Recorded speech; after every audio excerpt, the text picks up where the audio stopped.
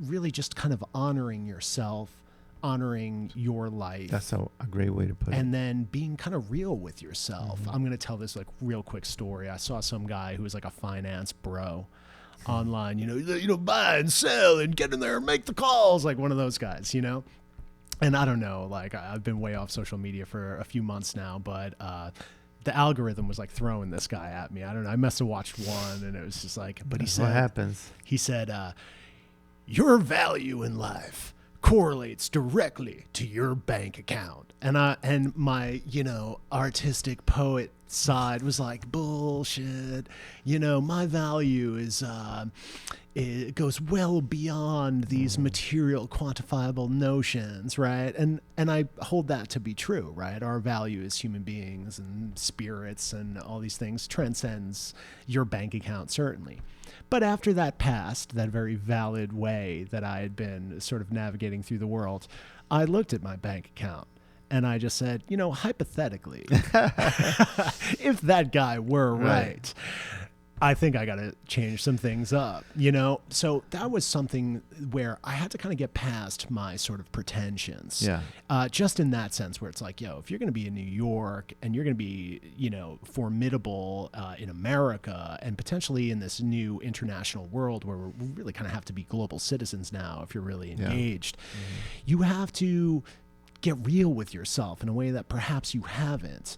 And then crossing over that, have to honor yourself and you have to connect to that sort of universal energy. And I'm just going to sort of throw it up to our sort of image here behind us, which is kind of offering up to the world, like there's a sort of like universal energy that we share. And I'm down with the universe. In fact, after I got over the shock of my bank account and its correlation to my value in society, I said, well, do you really have a sense of self-worth?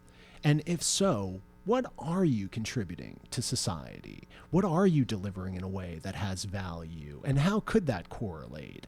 And are you living up to your own metric of potential? And if those things are no or not as much, after that moment of crucial, almost ruthless, brutal self-awareness. You got to put the mirror What do you in front of you. All right, so I want to throw this to you, all right? And thank you for being on here too, because, Ashley is very insightful and, I think pulling out this through line with all our guests is important.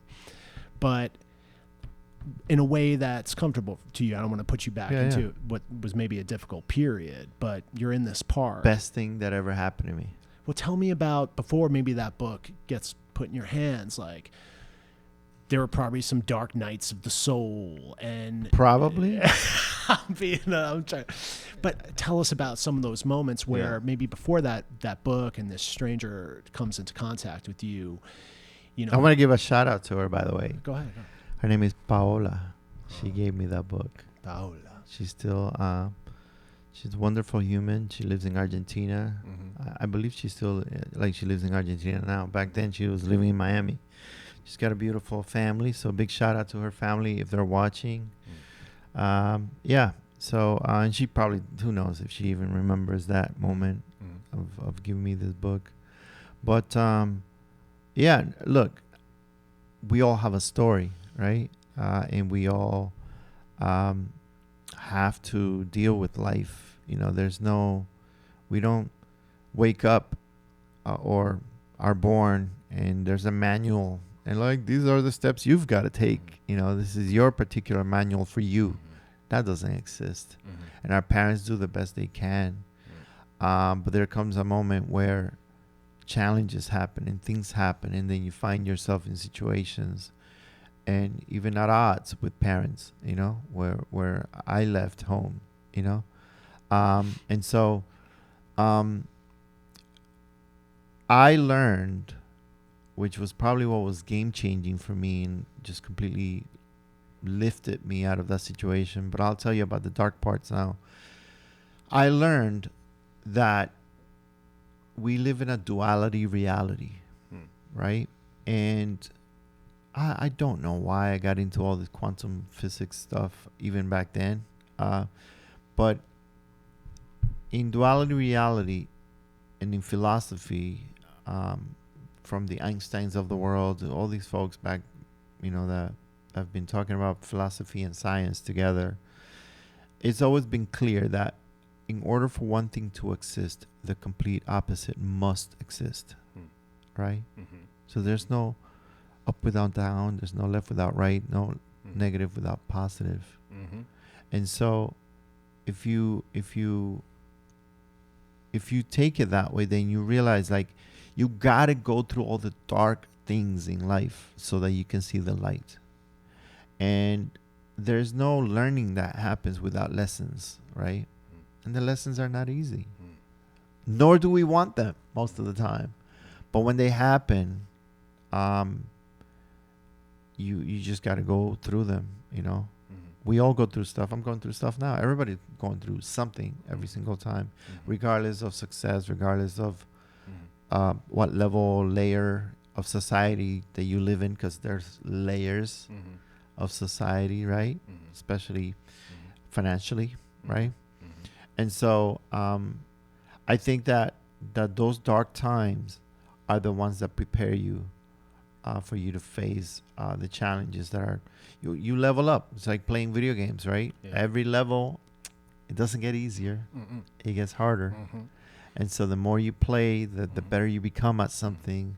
Oh, I'm in level blah, blah, blah, 3 or whatever.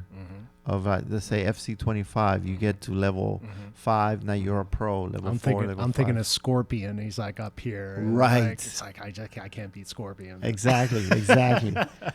And so when you get to that point, then that it is what it is. So in life,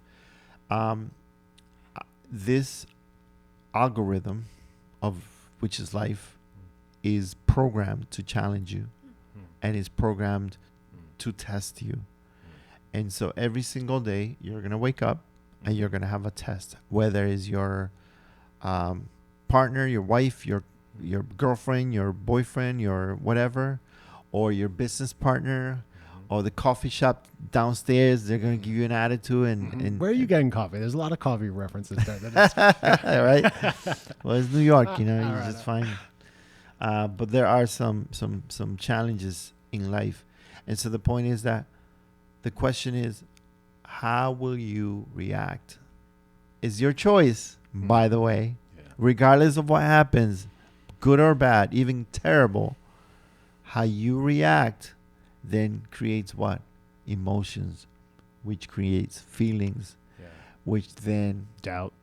Yeah, of course. But the point is that all of these things are doing what? We are programming that reality that you're about to live.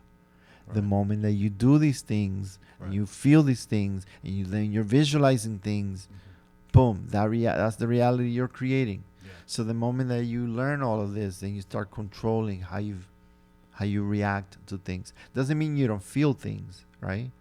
It just means that your reactions become different, And so the point is that I'm grateful for those challenges. I'm grateful. Look, I get to tell the story now. And now it sounds like my friends are always, you just got to make a movie or a book or something. Listen, it sounds like that, and it's cute that everybody wants that now. But it is sometimes like, oh my God, like I close my eyes and I imagine certain moments. I got to tell you, I never thought that I would get out of those moments. Yeah. Because I didn't think I would survive. And literally, I'm talking about life and death.